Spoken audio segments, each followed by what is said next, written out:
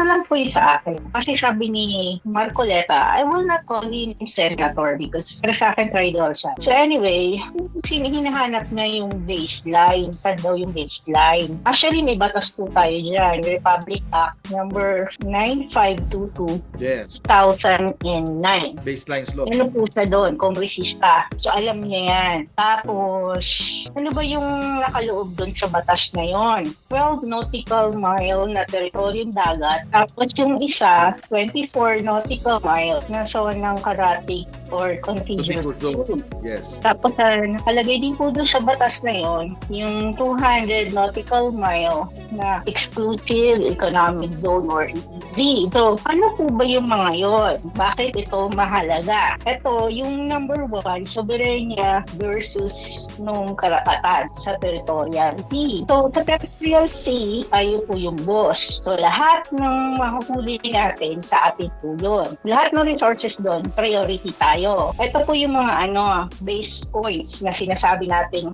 na hinahanap pa rin ni Marcoleta. Yan, island group po, saka yung Scarborough Shoal, sa atin din po yan. Kasi ito yung tinatawag natin regime of islands. Regime Island. Yung regime of islands, meron din po yan silang sariling EEZ. So yun ang papaliwanag. Ano sabi niyo sa sinabi ni Marcoleta? Well, yung mga traidor, pwede ba itapon na lang natin sa ibang bansa? Tapon natin sa China.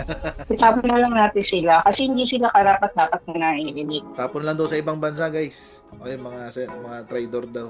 Hirap na na. Paano kaya tayo magde-deport ng citizens, no? Kung pwede lang eh.